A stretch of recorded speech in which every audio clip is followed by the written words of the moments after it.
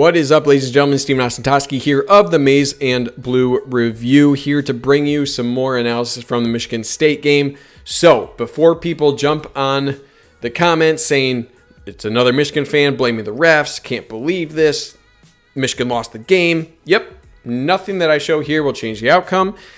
Michigan just failed to make a lot of plays down the stretch, made a lot of mistakes, some key turnovers, had a lot of chances to win this game, and Michigan did not do that. Okay, I'm also going to cover some of the plays that were questionable in reviews. Both can be true. Michigan made mistakes, missed opportunities, and there could be questionable calls. Okay, so that's why I'm lumping them all together here. I'm not blaming these questionable calls for the loss. I think Michigan lost the game decisively based on their play overall. But to say the refs didn't have some questionable calls in this would be wrong.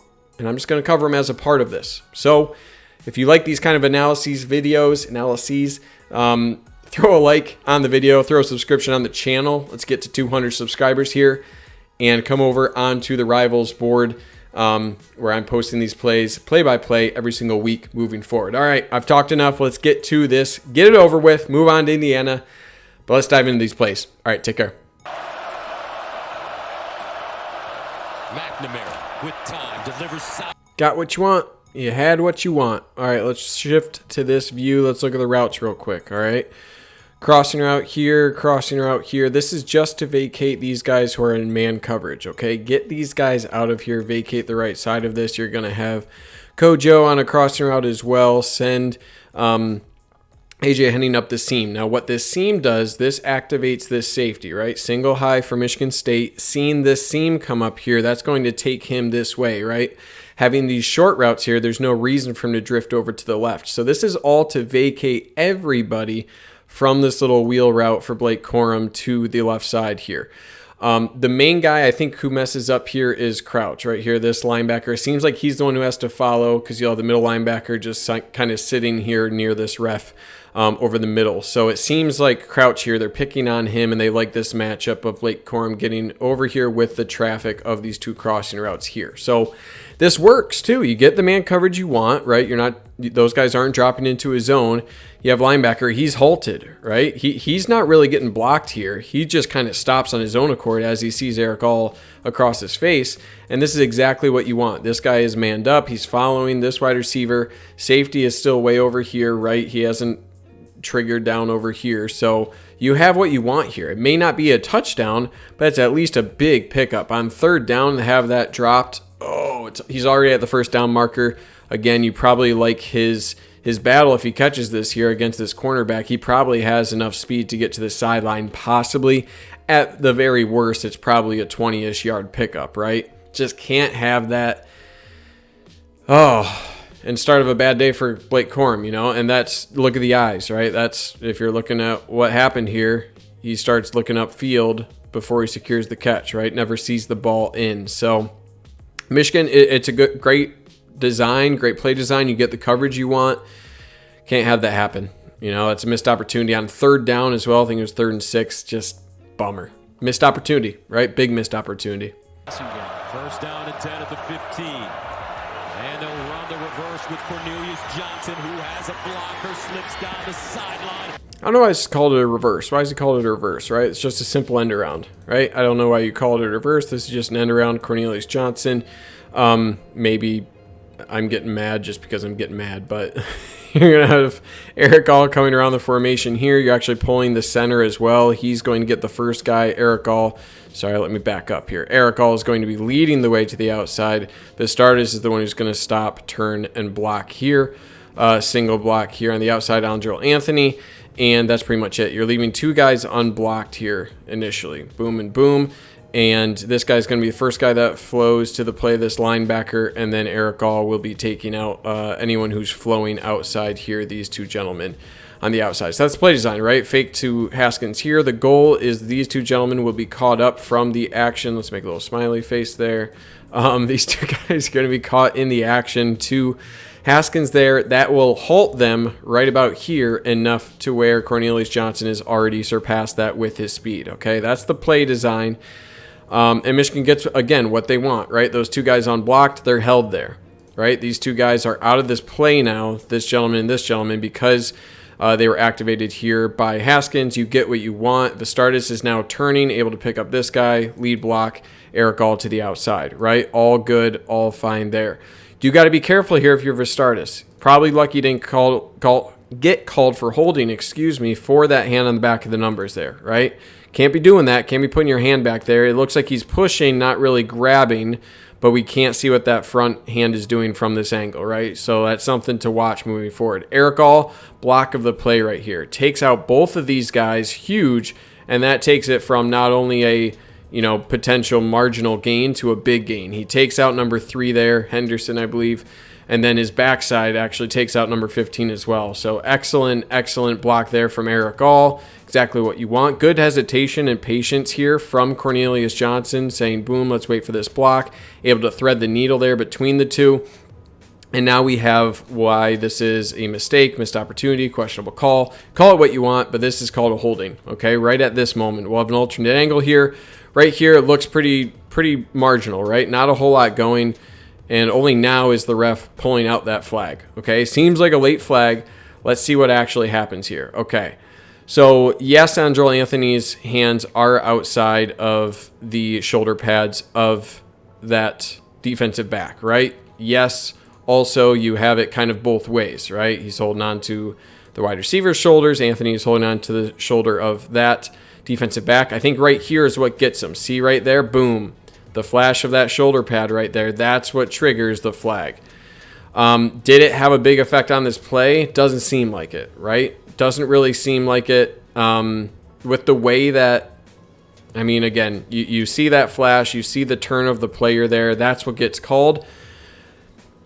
It's one of those times where I'm going to say I pointed to other plays on the other side where I said there's holding on almost every single play, and it's whether or not it gets called. Okay, this is just a bad time and a marginal impact on the actual play that it happens to get called on Michigan, right? Now, in this case, it's only a 3-yard penalty because it's from the spot of the foul, right? Ends up being 1st and 13, so no excuse here for Michigan to still not capitalize, right? Eventually, this turned into a field goal, not a touchdown. If this holding isn't called, you're down on, 5-yard line, 4-yard line? Things are looking a little bit better.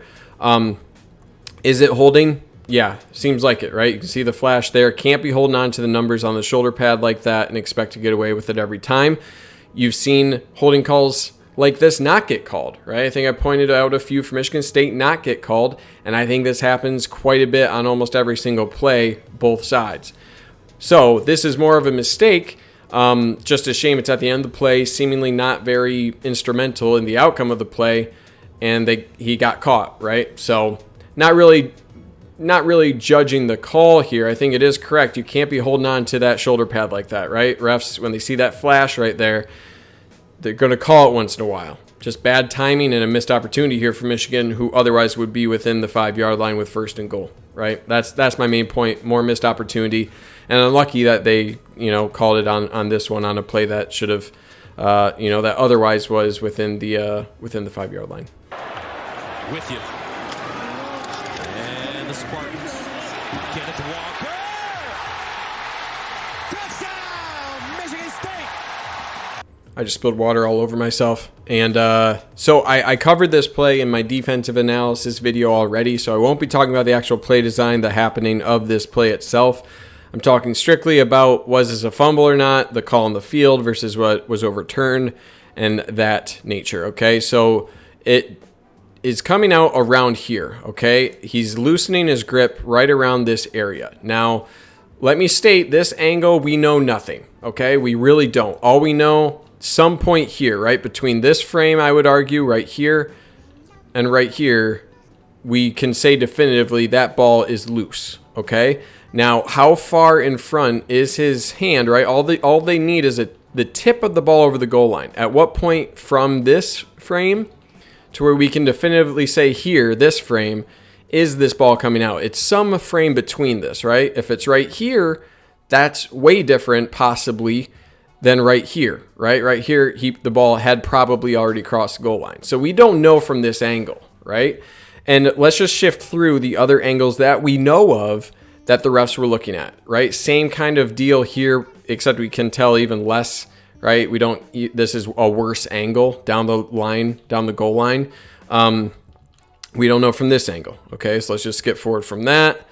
Let's go to this angle, right? Same sort of deal. We get a better view of the ball here. So it seems like right around here, right? Again, right around here, before his foot is hitting the goal line, we can see that the right around here, that is when the ball is out of his control, right? That point at his elbow that we see right here, that becomes untouched, and that's the start of the loss of control in my mind, okay? Right, that's just my opinion. Now that foot obviously is coming down on the goal line. That hand from that first angle we had seemed like that hand is in front of his foot that's coming down there by some margin. Now, how much is that margin? We don't know. And again, this is all coming back to the point of we don't have an angle here to make it based on what we see here from the broadcast. Now, wouldn't that be great if we had a camera right down the goal line? Right? What is this little dot? Oh, the pylon cam. That seems like that would have been pretty helpful here, right? So I'm not one for, like, listen, no conspiracy theories here. Don't think this is a purposeful act, anything like that. I'm sure they can sync up different views and angles. And honestly, I don't think we would have had anything to learn from this pylon cam either. This is why the pylon cam exists. When you need a better angle down the goal line, this baffled me that I didn't see this angle. Why do we have a pylon cam there if we're not using it for this exact scenario? Now, I'm sure the refs had this in the booth, but you don't think one of the production directors, whatever they call those people, are like, let's get the pylon cam. It's just baffling that we didn't see that, right? So that's really odd. It's just odd and unfortunate because maybe that would have shed some light, right? In a billion-dollar industry, whatever. I don't know. So anyway, ball did go out of the end zone. So if they would have overturned it, would have been Michigan's ball. Fumble out of the end zone. Other team gets possession with a touchback, right? Without this pylon cam, right, play has to stand. We don't have a clear angle down the goal line to say, yes, this is when he lost control and his hand is definitively before the goal line, right? It's super close. I think it's way closer than people realize. I think it's really, really close here. But call stands, we don't have a definitive angle of down the goal line that I see to overturn the call. So you go with the call on the field, which is touchdown, can't overturn it. It's a bummer we don't have that angle, but you live with it. You go with the call on the field. Remember me saying that, okay? Thorne in trouble, and he goes down, loose ball in the end zone. Hodges. All right, we're here. We made it to the play. Okay, let's not analyze the play. Let's just go straight to the overturn, right? We're here for the questionable call, whatever. Ojabo just beats to the outside, right? That's the analysis. Boom. Just no shot for that poor left tackle. And that's what we get. Boom. Fumble, strip sack, recovery. Okay, let's get to the angles, right? Again, are there some secret angles that they have that make my analysis here defunct? Maybe. Maybe they have some other angle that I don't know. So let's go through each of the angles. Remember, call on the field, fumble, touchdown, okay? So at some point here, control is lost. Boom, right? When does he lose control of this ball? Again, that's a judgment call. Does he have control here, pinning it to his chest, to his belly? Seems not, right? The ball kind of, in my opinion, enforces that it is loose and just kind of resting there. Is that control? I don't think we have any sort of definitive visual, especially on this angle thus far, to say, yeah, he has control of this ball. And we can see that with the shin down, right? I've never even heard that call, but if the shin is down, the shin is down. I don't think that's the thing to focus on here. It's when does he lose control of the ball when that shin is down, okay? Boom, shin's down. Where's the ball? We can't tell. We cannot tell, right? We have to make an assumption of when that ball is loose. And from this angle, we cannot see when that ball is loose. We only see the tip of the ball here, right? Barely. Tip of the ball right here. That's all we see. We cannot make a definitive statement about the control of that ball from this angle either. Sure, that shin is down. That ball sure looks loose already, right? But again, we don't have full picture of that ball to definitively say one way or the other what the control of that ball looks like. All right, final angle here. Okay, first two angles, we didn't have a clear picture on the ball. You tell me here where we have a clear depiction of control here.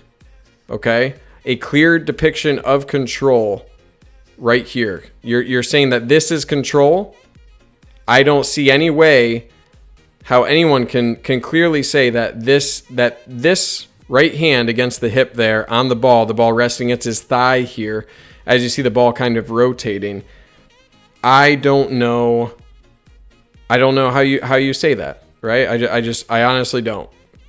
So that's where I have issue of, it was called a fumble on the field. You need a clear picture of that ball, a clear picture of the shin. The only argument here is that they synced up the angles and they think that right here he does have definitive control. I think that's pretty bogus. I don't think this is what the ball looked like coming down the whole way, right? At some point right here, he has some form of control on the ball, but we don't have the other angle to see the ball at all. That's my whole thing. These other angles, we have no clear picture of the ball at the point of that shin going down. Okay, so if you want to say they're syncing up the angles here of when the shin is down and when he has the ball in control, we don't know that, because at some point right here when he's blocked by Moten, right around here, right, that we're saying his shin is down somewhere. We have no clear picture on any of these angles about where that ball is and what the level of control is. They had to make a decision about the ball right here in this scenario, and they call this control. I don't think that's definitive, not even close to overturn the call on the field of the fumble. So wild, pretty wild to me. There is some speculation that the Big Ten apologized to Michigan for a wrong call. I don't know about that, and I don't really care. Do they have the angles? Do they have enough evidence to overturn? And that hinges on a view of the ball in control at the time of the shin down. I just don't see how you have that definitive proof to overturn the call on the field of a fumble. So that's my case. And get me in the booth. No, I'm just kidding. But yeah, rough one. Straight ahead, and he will not get it. 3rd and 1, Michigan goes tempo here. Simple zone blocking here, right? Down block, just get a double right here, get a double right here, block here, and then just stay to this guy's outside hip. Boom, just go right here. Anything that's flowing to the outside, your job as AJ Henning is just to get and close this gap. Just close that gap. Corum should find something here, right? But behind these blocks, you got a lot of options behind a couple doubles. All you need is 1 yard. 1 yard. All you have to do is just not let anybody through. Michigan does that overall, right? If you have AJ Henning, and before I say that, Michigan State actually does a pretty decent job. Holds up to the double here pretty well. The double on the nose tack or on the defensive tackle right here, that doesn't really get home, right? He gets some penetration here, but there should still be options out here, right? You have Schoonmaker getting the defensive end, and again, if you have a block here, you should be able to have a bounce out here pretty cleanly. Now what happens, right? Look at this gap right here, freeze frame. Turn the hips here, right? Look at the butts of all these blockers. Sounds weird, but look at the butts of them. They're all turned this way. AJ Henning, excuse me, still way out here. Why is he out there, right? His whole thing, close this gap. Close that gap. And it just doesn't happen, right? Boom. Lets him through, and that stops it. All you need is a yard. All you need is to get to the 38-yard line. Or not even that, 39-yard line. It's less than a yard. Get to the 39-yard line, and you win. That's the only thing that could happen on this play for Blake Corum to not get that yard. And it all starts with the first step, right? Look at that first step of AJ Henning. He is stepping with this foot here, and it gets to, what is that, 40-yard line? Look at that first step. Boom, right? Now he's lost. Everyone else is taking their first step. Boom, left, right? Look at the right side of that offensive line. They're stepping, boom. Step left. Second step is following. First step for AJ Henning, forward. Right? Look at that gap. Look how big that gap grows just because of that one step. And now he's trying to still go upfield right after this step. Now he's still trying to get upfield instead of getting over here. So it's all about just those little things, that little footwork, boom, and you're gone, right? You've lost all leverage with that first step, and now you just can't get there. So if he's stepping appropriately with his left foot first and just following right behind the butt of Schoonmaker there, he just has to get in the way. If he just gets in the way here, that gives enough time for Blake Corum to bounce, gets him enough time probably to plow right into the back of A.J. Henning and get that first down. The only way this doesn't work is if A.J. Henning does not get in the way of 27 there, and he doesn't, right? And it's a good tackle from 27. He wraps the legs and then twists. No way for Corum to use any momentum there to surge forward. So it's a good job for Michigan State. But missed opportunity. This isn't, you don't need a thunderous block. You need a run in his path kind of block. And that first initial step, that footwork, dooms this play from the start. 9 of 13 on fourth downs this year. Haskins. Just getting too cute. That's all this is. You're getting too cute. And what I mean by that is you could potentially just do one of two things. Go for the sneak, right? You should have inside shading here from the center to be able to carve a hole here. Just send these two right here. Cade McNamara get between that, right? It is a full yard, so I can understand if people are like, that's not realistic. Plus, these guys will be slanting hard to close this gap, right? That's all true. If you're going with the original play, right? This is a power run. You have what you want there. You have what you want. Get a down block here. This guy, left guard, he'll get to the linebacker here. Kick out block. Boom. This is block to the safety, right? Then it's one-on-one with the safety. You expect Haskins here to beat the safety for 1 yard right here. That's where that collision would have happened, right? If this play goes on, you have the blocks, you have the numbers. You also have a pulling Zinter here who can get anything that flows through. It happens to be this guy, right? Not the best job here on this block. And Zinter's here to clean up, and this is blocked through to the safety. So you have the bodies there. It lines up. Look at the gap at the snap, right? Boom. You have so much room there for Haskins to bowl over a safety for a first down here with 1 yard. You expect him to win that battle every time. So with that, why are you going with the hard count, right? Trust yourself. Michigan is choosing to make things harder for themselves with that hard count. If it's a 4th and 3, 4th and 4, then you can understand that, right? But 4th and 1, trust your run game, right? There's no need for that hard count in this scenario down in distance for this play. You have what you want here when you line up here. And it's, again, just these little things, right? And it is the right call. It is the right call. You'll see. Let's move forward here. Boom. You see right here, both these guys.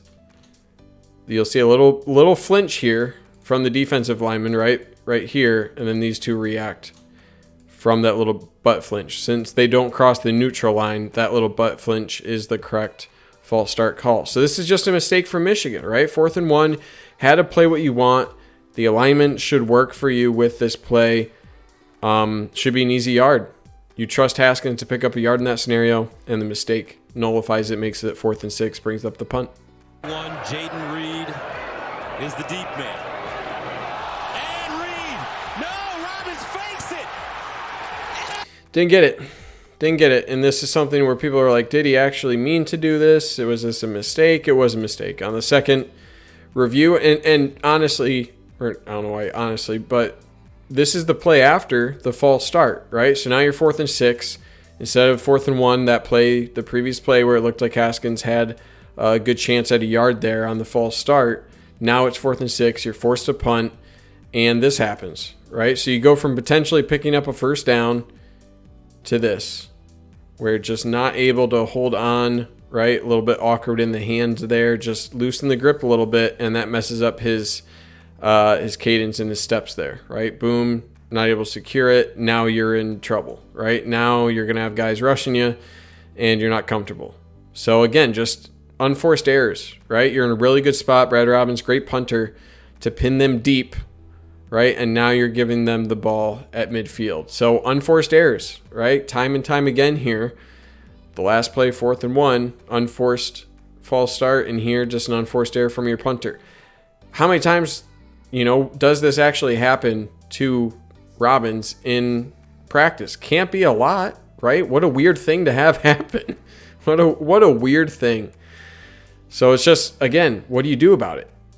I don't know. Tell him to hold on to the ball. Again, it's like, what do you do? So it's just unfortunate. Just key mistakes where you're an opportunity to completely flip the field, and this is what happens. So pretty baffling, to say the least. 185 yards passing. Let's see how Peyton Thorne responds. That one a little short and a flat. I'm not going to really look at the play design here, simply the route that is run in the coverage. Okay, so you're just going to have a simple out route here. Outside release out route here at the bottom of your screen. This is the first read. Boom, out route. DJ Turner gets good coverage and then interferes with the wide receiver. That's the call on the field, right? Out route is definitely deeper than what I illustrated there, but you get the point. Okay, so it's a quick throw. Peyton Thorne, 1-2-3 drop, throws the out, likes that one-on-one matchup, and flag gets thrown. All right, let's analyze this penalty. Why is this a penalty? See the eyes for DJ Turner. He's actually in good positioning here, right? It's right there where he sticks out with his right arm. Boom. This is disrupting that route, right? He had a plausible chance here at this throw, and that right arm that you can see right here, right there, DJ Turner, that right arm, that disrupts the route, right? Any possibility of getting to this pass in a catchable scenario, that is no longer possible. So correct call, and remember me saying this, right? Not allowed to disrupt a route here like this before the pass gets there. Ball's in the air, so it's correctly called defensive pass interference, not a hold, and does not allow that wide receiver to get to that route. Disrupts him before the ball is thrown. So this is the right call. For DJ Turner, he's in position here. Doesn't really need to. Maybe, you'd argue this is a tough hip transition here, right? He has to flip his hips really quick, boom, to get to the out route. You can understand why his arm is there. Just cannot grab on like that, right? Grabbing onto the arm right there. Can't do that. Can't hold on to that and expect to get away with it. He might be okay if he does not hold on to that arm and just rotates, right? I think he's just not trusting his technique there. And that's what burns him on this one. So can't do it. Correct call. For the Spartans. Thorne. Up the sideline, back shoulder, and this one.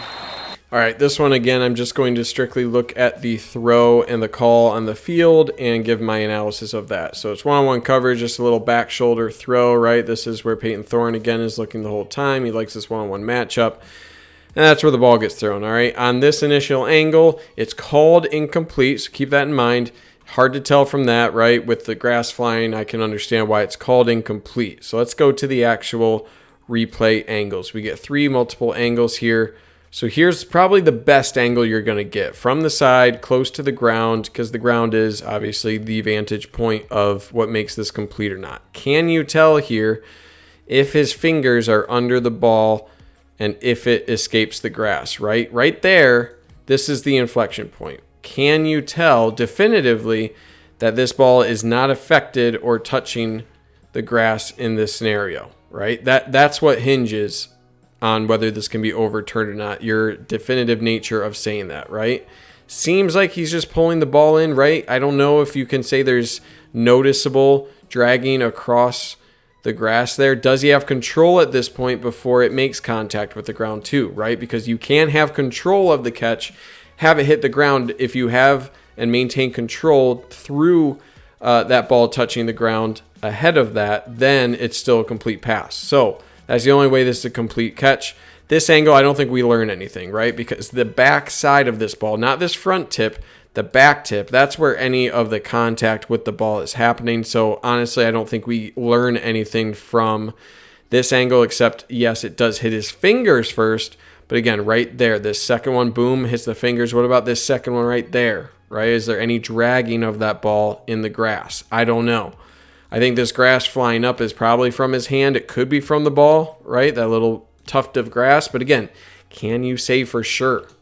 I don't think you can from that angle. And then this third angle, it's unfortunate because we don't have a clear picture. Again, you see the back tip of this ball. This is like the key area of the ball right here that we're looking at to see if we have an angle. That gets covered by the foot, right? So we can't tell the contact with the ground or not. Now, I had a tweet about this where I said, I think this is probably a catch, but there is not definitive footage, not enough indisputable evidence to overturn that call. Okay, I truly think this one is about as close to 50-50 as you can get. I think this angle, if that foot isn't there, would give you the definitive proof. Maybe, right? It's maybe, because we're talking millimeters here, if that.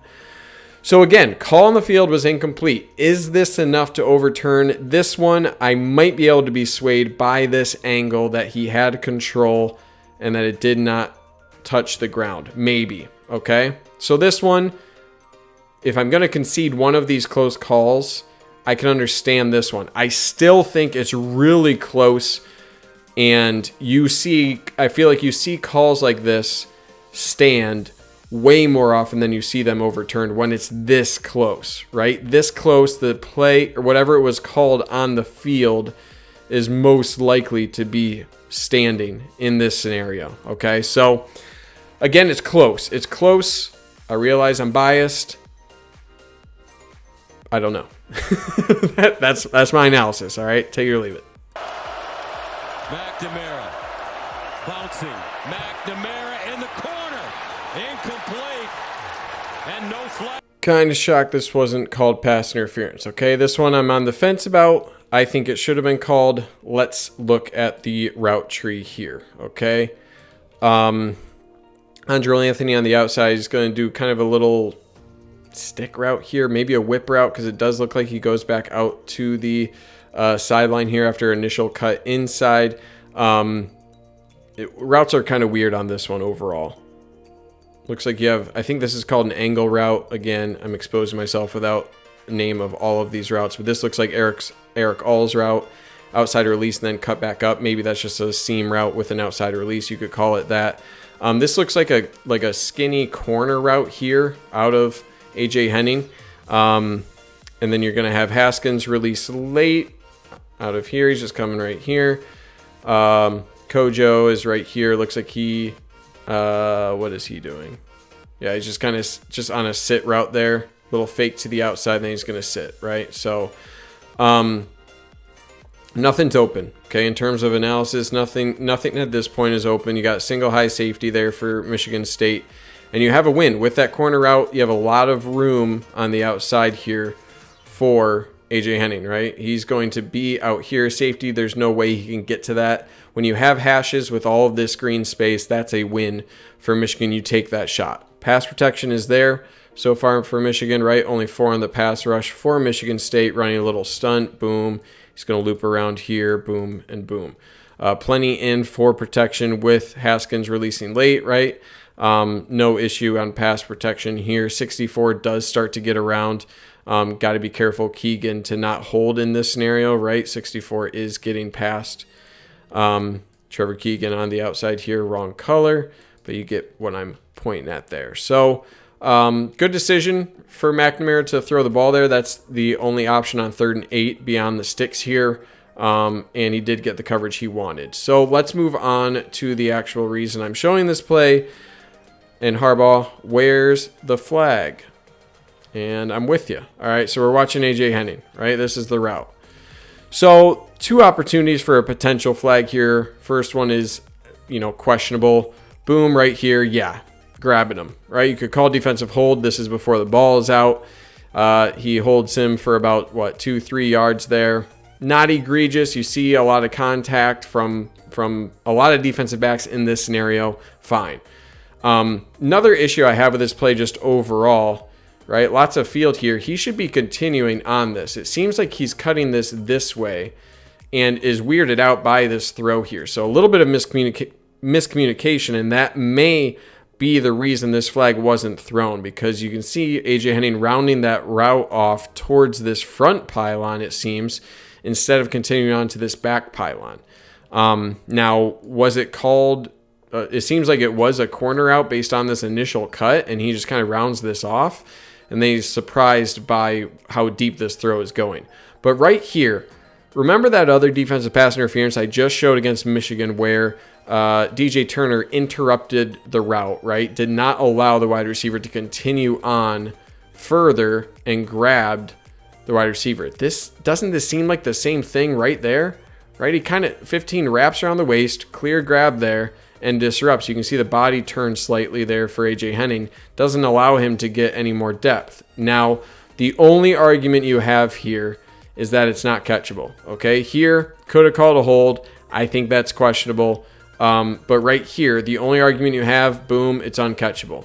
I would argue they usually make any ball that lands close to inside the end zone like that, right? That they give the wide receivers a lot of room on what's catchable, what's not catchable.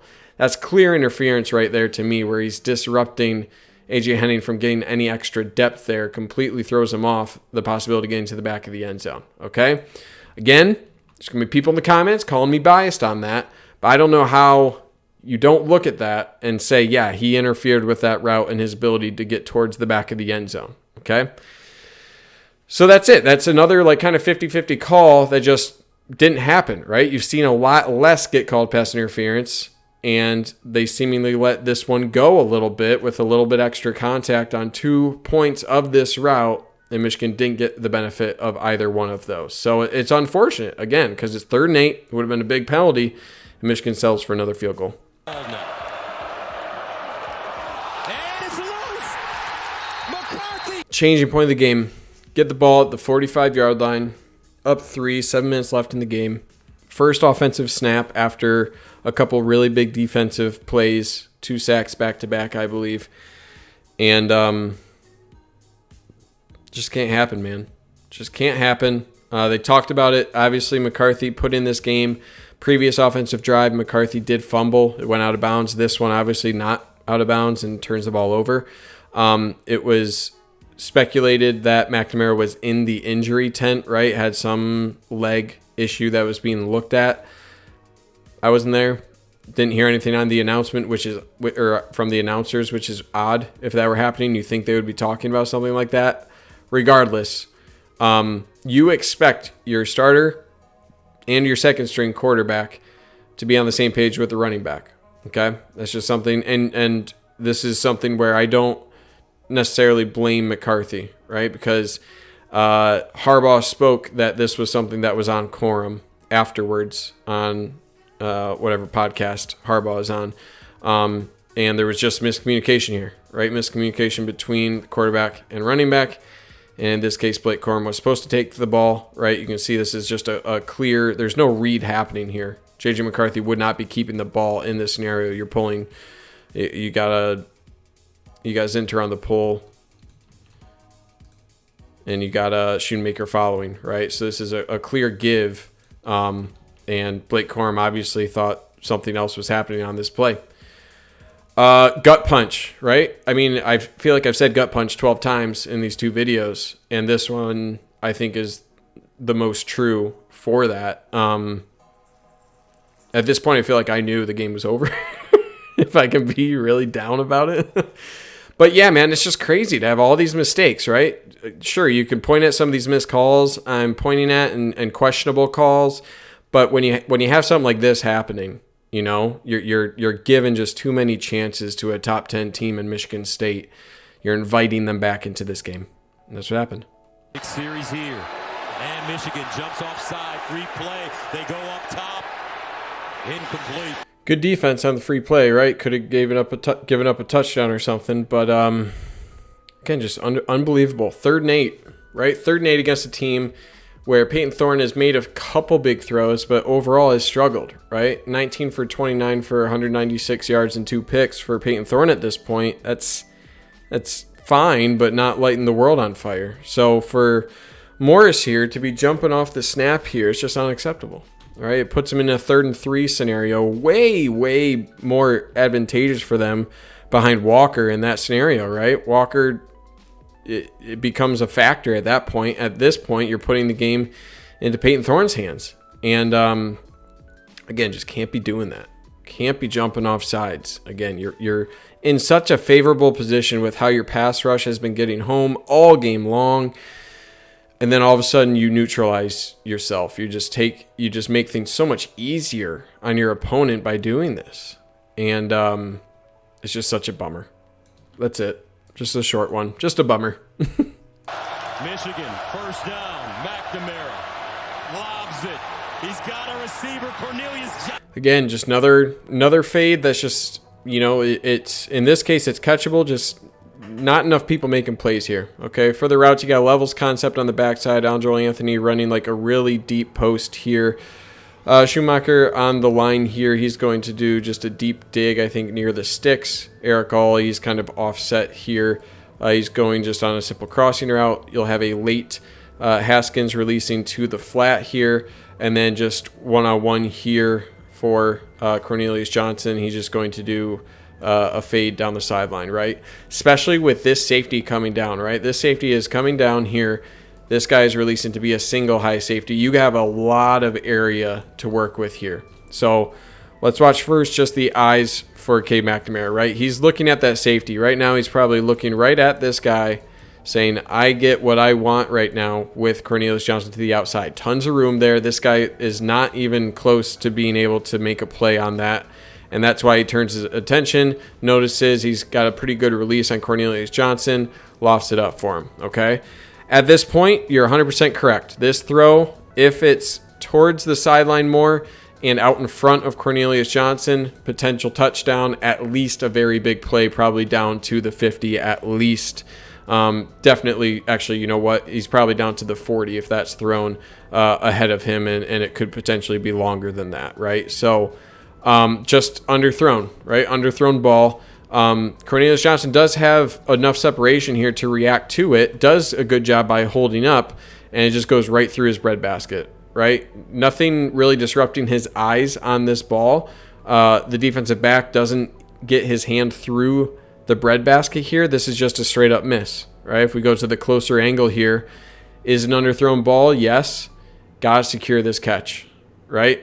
Got to secure that catch. It's right there, and he just straight up misses it, right through the hands there, and no excuse for that, right? So 100% yes. Underthrown ball, can't be having that. It is a quick throw, so pass protection, not really an issue here. Only 4 on the rush. 1, 2, 3, 4. Picked up with your 5 in. He's already queuing up to throw the ball here, so no issues on pass protection.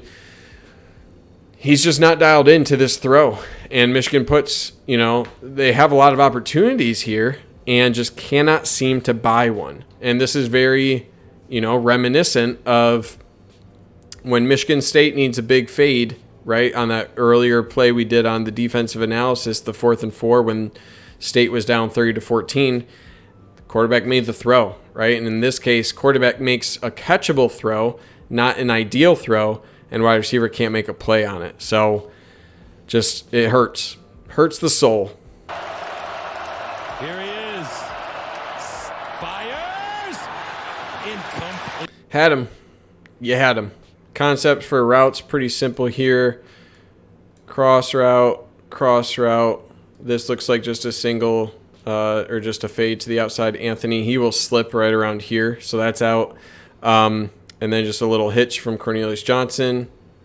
Fade here for Sainristil, right? And you're manned up. Man coverage. And then for crossing routes, I would have to take another look here. But regardless, first look here with no high safety over the top. You like the matchup of Sainristil here. They like it. They like this matchup, and they got him, right? Good release here from Sainristil. Boom, foot in the ground.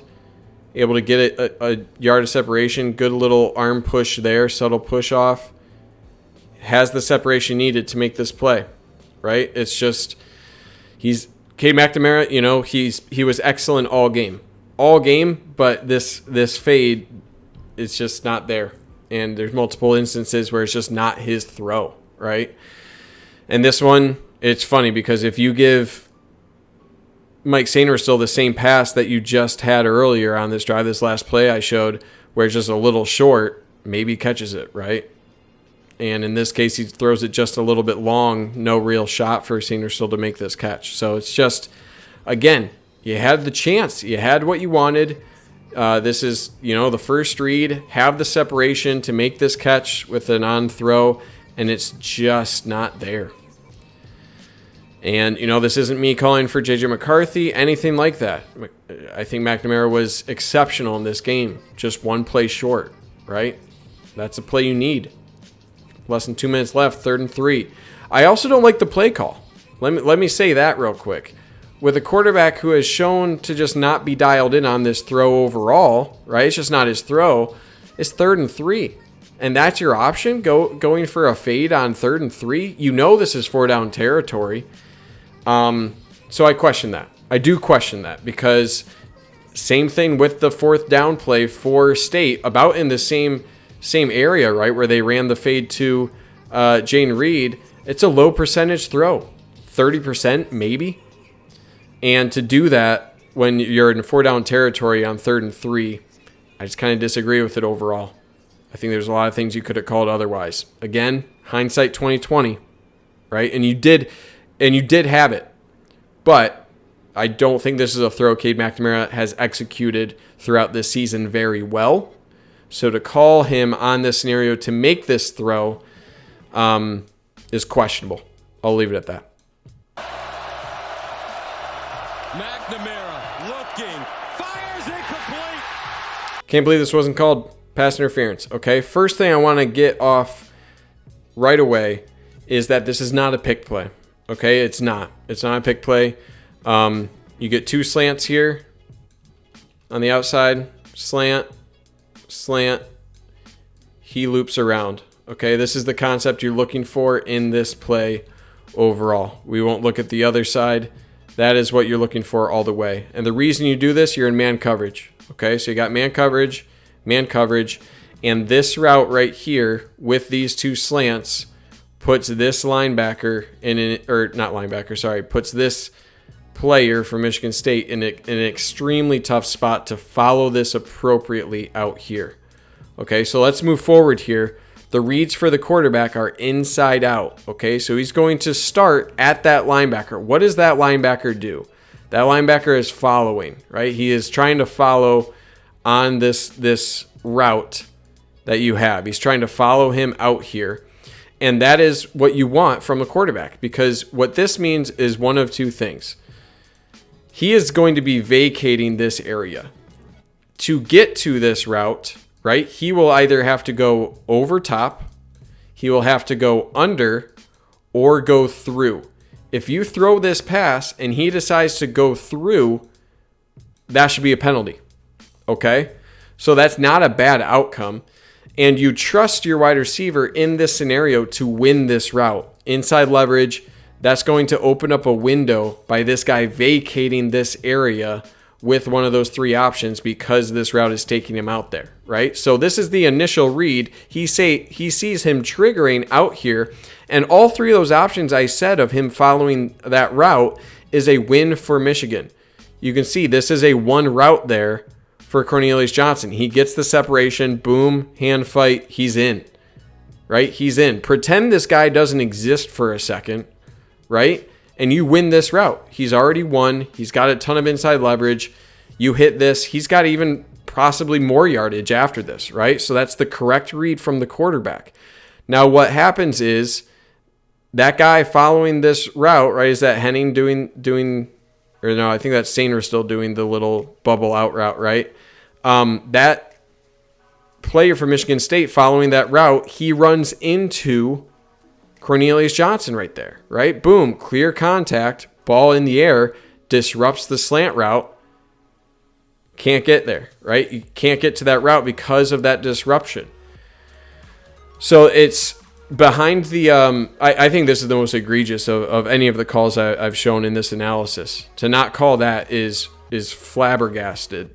Like, I'm flabbergasted at that. So clear win on that route. And again, here's the contact. And the main thing to look at, if the only argument is that this is trying to be a pick play, right? That's the only argument. Cornelius Johnson does not extend his arm here, right? And if it was a pick play, he wouldn't be running into this guy. He would be turning and setting an actual pick, turning towards the quarterback, showing his hands, right? He's trying to run his route here. Okay, so the clear signs of a pick route are not being shown here. And you can see he makes a concerted effort here to get out of the way.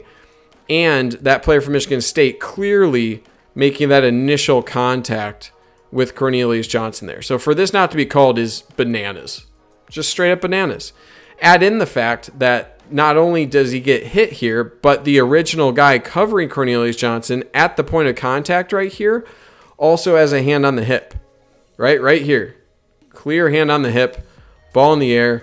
This turns Cornelius Johnson as well and holds him up from that route. So you have multiple ways that you could have called this pass interference, right? And that's critical.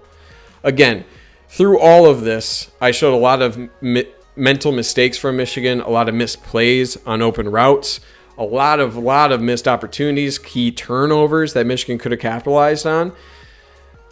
That all contributes to a loss. This also contributes to a loss. Michigan got what they wanted on this play. You get exactly what you want from this route combination. And if that defender decides, hey, I'm going to run through this wide receiver on his slant route where the ball is being thrown, the refs should have the ability to call that appropriately. And they simply don't.